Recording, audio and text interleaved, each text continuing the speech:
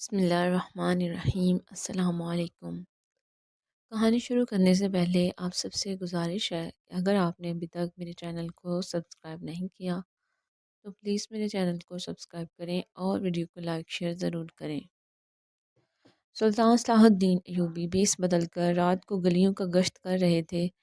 اس کے ساتھ ساتھ ایک دن انہوں نے سوچا کیوں نہ ایک دن اپنے قید خانے کا بھی گشت کرے تاکہ معلوم ہو سکے کہیں کسی پر کوئی ظلم تو نہیں ہو رہا۔ یہ بات ان کے دل میں ان کی بیوی اسم الدین نے ڈالی تھی۔ انہوں نے کہا، میرے دل میں بھی یہ خیال آیا کہ کیا پتہ آپ سے کچھ ایسا ہو گیا ہو جس کی وجہ سے آپ کے سامنے ایسا پیش کیا جا رہا ہو کہ وہ انسان ظالم ہے لیکن وہ انسان مظلوم ہو اور آپ ناحق اس انسان کو سزا دے چکی ہیں۔ اس کی سزا تو آپ کو آخرت میں ملے گی اگر آپ نے ذرا بھی کسی کے ساتھ غلط ناانصافی کر دی ہوگی۔ تو یہی بات ہمیں پریشان کر رہی ہے۔ جسے بات سن کر سلطان صلاح الدین ایوبی کو یکدمی جھٹکا سا لگا اور وہ بالکل خاموش ہو گئے تھے۔ ان کے دماغ میں یہ بات کسی تیر کی طرح لگی تھی اور ان کے دماغ میں یہ بات کبھی نہیں آئی تھی، لیکن آج ان کی بیوی کس طریقے سے انہیں سوچنے پر مجبور کر رہا تھا۔ ایسا کبھی بھی نہیں ہوا تھا، لیکن آج ان کی بیوی نے جس طریقے سے انہیں درست کرنے کی خاطر بولا تھا وہ سلطان کے دماغ پر لگ گیا تھا۔ انہوں نے فوراً ہی فیصلہ کر لیا کہ وہ آج کی رات بیس بدل کر اپنے قید خانے کا چکر لگائیں گے اور وہاں جا کر دیکھیں گے کہیں ان سے واقعی کوئی ایسی غلطی تو نہیں ہو رہی جس کی وجہ سے ان کی رعایا تکلیف میں ہو یا پھر کوئی قیدی بہت زیادہ تکلیف میں ہو۔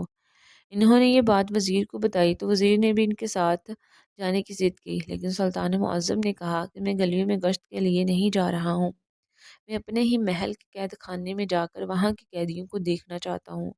لیکن وزیر کے ضد کرنے پر ان کو رضامندی دینی پڑی اور وہ دونوں ہی سپاہیوں کا بیس بدل کر قید خانے میں چلے گئے۔ وہاں موجود سارے قیدی عورتیں اور قیدی مرد یہی سمجھ رہے تھے یہ کوئی سپاہی ہیں جو گشت کے لیے آیا ہے اور لوگوں کو دیکھ رہا ہے کہ وہ لوگ صحیح طریقے سے یہاں پر رہ رہے ہیں یا پھر لڑائی جھگڑے کر رہے ہیں۔ اس وجہ سے سارے لوگ ہی تمیز کے ساتھ بیٹھے ہوئے تھے اور چلتے جا رہے تھے۔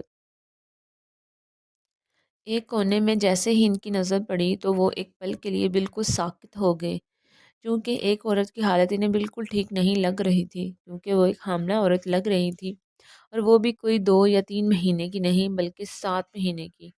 سلطان نے اس نظر عورت کی جانب دیکھا اور وزیر کی طرف دیکھتے ہوئے کہنے لگے، وزیر یہ عورت کون ہے اور اس کی یہ حالت کیسے ہوئی؟ یہاں پر تو کوئی بھی مرد کو آنے کی اجازت نہیں ہے، تو پھر اس کی ایسی حالت کون کر سکتا ہے؟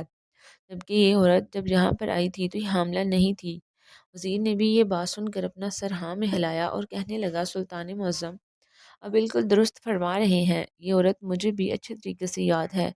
جب یہ یہاں پر آئی تھی تو یہ حاملہ نہیں تھی، بلکہ یہ تو ایک سادہ سی عورت تھی، لیکن اس کو دیکھ کر یہی بات کا گمان ہوتا ہے کہ یہ ایک حاملہ عورت ہے۔ سلطان نے اس عورت کی جانب دیکھتے ہوئے دھیرے سے کہا، یقیناً یہ حرکت کسی سپاہی کی ہے اور مجھے حیرت ہے کہ کس کے اندر یہ ہمت آ گئی کہ میری سلطنت میں کام کرتے ہوئے وہ ایسی حرکت کر رہا ہے۔ سلطان صلاح الدین ایوبی رحمۃ اللہ علیہ بیزاری کے عالم میں تیز تیز قدموں سے محل کے اندر آ گئے اور ان کے غصے کا گراف بہت زیادہ بڑھ چکا تھا۔ ان کا بس نہیں چل رہا تھا کہ وہ وہاں موجود تمام سپاہیوں کو اپنے خنجر سے ختم کر دے، لیکن وہ یہ بھی نہیں کرنا چاہتے تھے کیونکہ وہ بھی کس بے قصور کو سزا دینے کے حق میں نہیں تھے۔ وزیر تحمل زدہ لہجے میں کہنے لگا، سلطان معظم انقلاب آپ کو اتنا غصہ نہیں کرنا چاہیے، یہ آپ کی صحت کے لیے بالکل بھی درست ثابت نہیں ہوگا۔ آپ کو چاہیے کہ تمام سپاہیوں کو دربار میں حاضر کروائیں اور اس کے بعد ان سے پوچھ لیں کہ آخر یہ ظالم کون ہے جس نے یہ حرکت کی ہے۔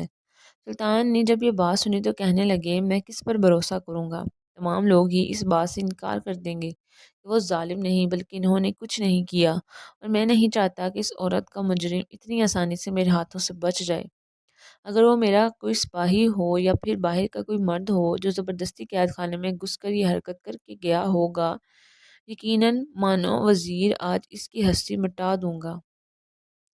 اس انسان کا نام و نشان اس دنیا میں قائم نہیں رہے گا، اس کو ایسی سزا ملے گی کہ اس کی نسلیں یاد رکھیں گی۔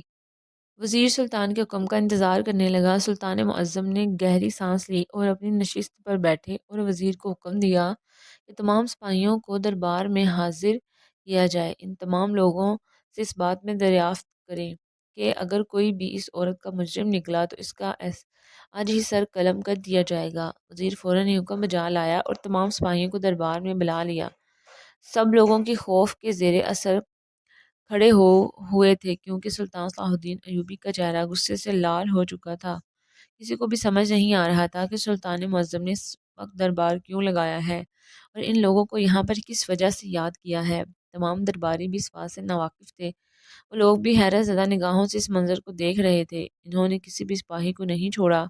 دروازے پر کھڑے ہونے والے سپاہی، قید خانے میں موجود جتنے بھی سپاہی، ان کی جنگ میں جانے والے تمام سپاہیوں کو انہوں نے بلا لیا، اور وہ آج کسی کو بھی بخشنے کے موڈ میں نہیں تھے، کیونکہ یہ حرکت ہی ایسی تھی جس کی جلد سے جلد ظالم کو سزا ملنا بہت ضروری تھا۔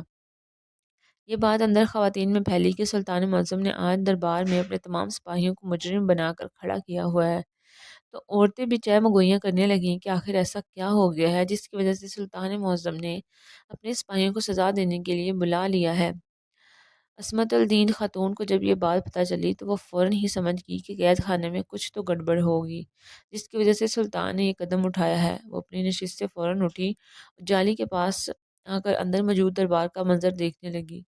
سلطان معظم نے کڑک آواز میں پوچھا کہ آخر وہ کون سا انسان ہے جس نے ہماری سلطنت میں کام کرتے ہوئے ہمارے قید خانے میں موجود ایک عورت کے ساتھ غلط کاری کی ہے۔ اس کے اندر اتنی ہمت آ گئی کہ وہ ہمارے قید خانے میں جا کر ایسے قدم اٹھائے۔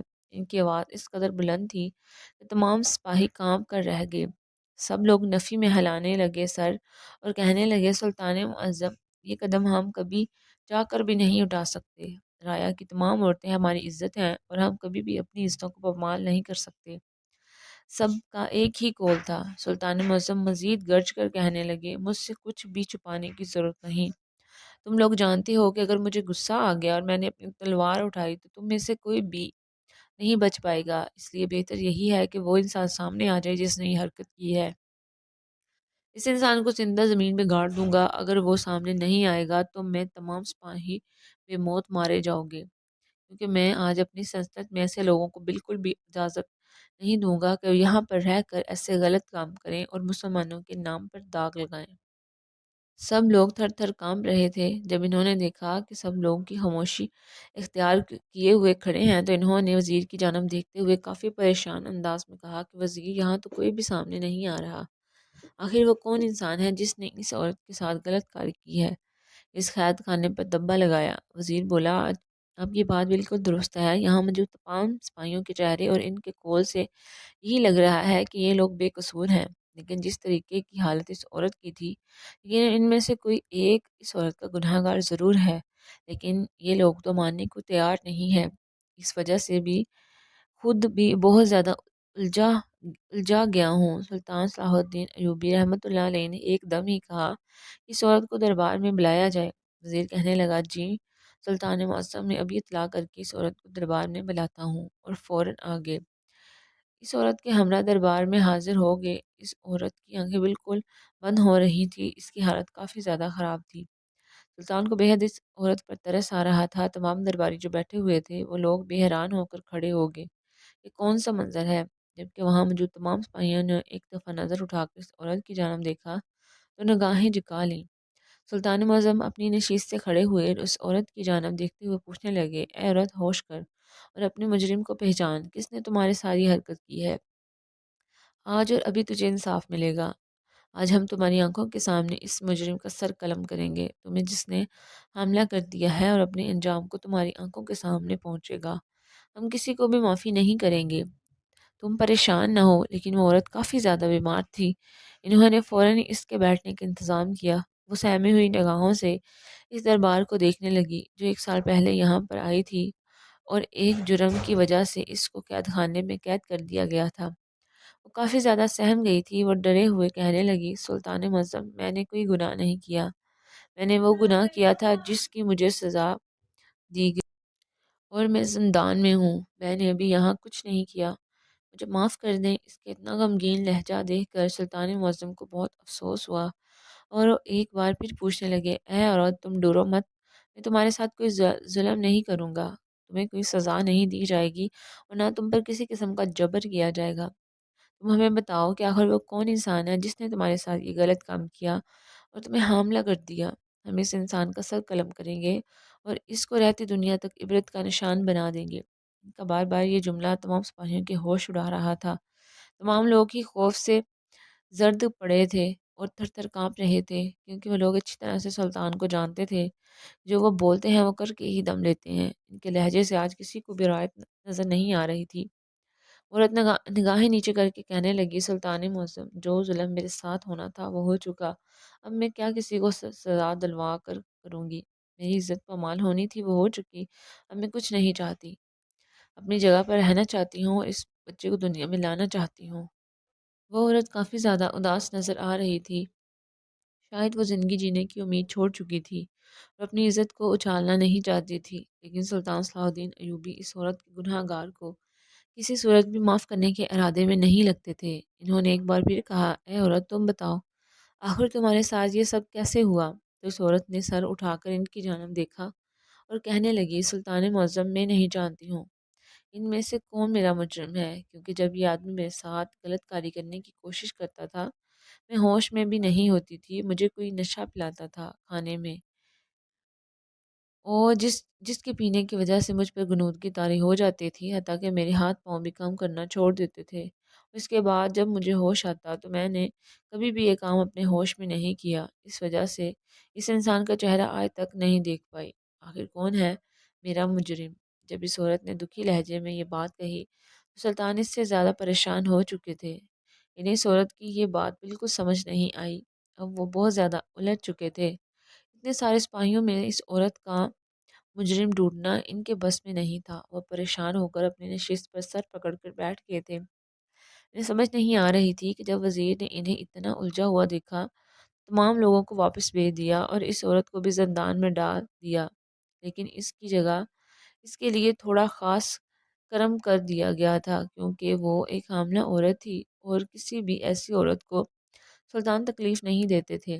سلطان معظم کافی تھک گئے تھے، جب اپنے کمرے میں گئے تو ان کی بیوی دیکھ کر ان کو مسکرائی، ان کا استقبال کیا اور کہنے لگی، سلطان معظم، ہم جانتے ہیں آپ بہت زیادہ پریشان ہیں اور آپ کی پریشانی کی وجہ وہ عورت ہے، آپ اس کے گناہ گار کو ڈھونڈ نہیں پا رہے۔ یہ بات سن کر سلطان صلاح الدین ایوبی نے تکلیف سے سر ہلایا اور کہنے لگے، خاتون، ایسا محسوس ہوتا ہے کہ جیسے اس عورت کے مجرم ہم ہیں، کیونکہ ہم نے اپنے قیدی کا دھیان نہیں رکھا، جس کی وجہ سے اس عورت کے ساتھ یہ ظلم ہو گیا۔ اگر اس عورت پر دھیان رکھتے یا پھر اپنے قیدی رایا پر بھی نظر ثانی کرتے تو آج اس عورت کے ساتھ یہ سب کچھ نہ ہوتا۔ ہم ابھی تک پہچان نہیں پا رہے کہ آخر اس عورت کا مجرم کون ہے۔ اسماء الدین خاتون نے اس کی بات سنی اور کہنے لگی، سلطان معظم، جس عورت کے ساتھ یہ سب کچھ ہوا ہے، اس کو بولے کہ وہ ایک ایک سپاہی کے قریب جائے اور محسوس کرے کہ کون اس کے قریب آیا تھا، اور جس نے بھی یہ حرکت اس کے ساتھ کی ہے، اس کا سر قلم اپنے ہاتھوں سے کرے۔ جیسے بات سن کر سلطان معظم نے کہا، میں آپ کی باتوں کا مطلب سمجھ نہیں پا رہا ہوں کہ وہ عورت سب کے قریب جا کر کیسے محسوس کر سکتی ہے۔ تو کہنے لگی، میں دعوت سے کہہ سکتی ہوں کہ وہ عورت اس انسان کو پہچان لے گی جو اس کے قریب آیا ہوگا، کیونکہ وہ عورت اپنے جسم پر موجود اس لفظ کو کبھی نہیں بھول پاتی جس کو تکلیف دے کر گیا ہو، چاہے وہ نفرت میں ہو یا محبت میں دے گیا ہو۔ میں آپ کو دعوے کے ساتھ کہہ سکتی ہوں کہ آپ یہ عمل کریں، یقیناً فائدہ مند ثابت ہوگا، اور مجھے امید ہے کہ مطلوبہ مجرم سامنے آ جائے گا۔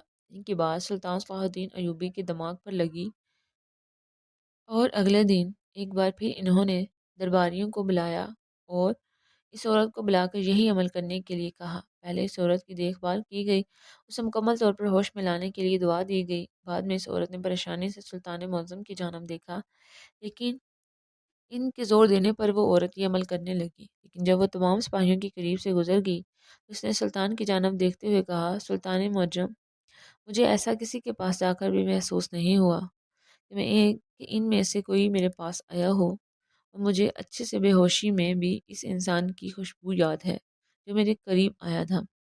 سلطان صلاح الدین ایوبی بہت پریشان ہوئے۔ انہوں نے فوراً ہی وزیر کی جانب دیکھتے ہوئے کہا کہ یہ تمام سپاہی ہیں یا پھر ان کے علاوہ بھی کوئی ہے جو یہاں پر موجود نہیں؟ ان کی بات سن کر وزیر کہنے لگا، سلطان معظم، یہ لوگ یہاں پر ہیں، بس ایک سپاہی یہاں موجود نہیں جس کی طبیعت کچھ مہینوں سے خراب ہے۔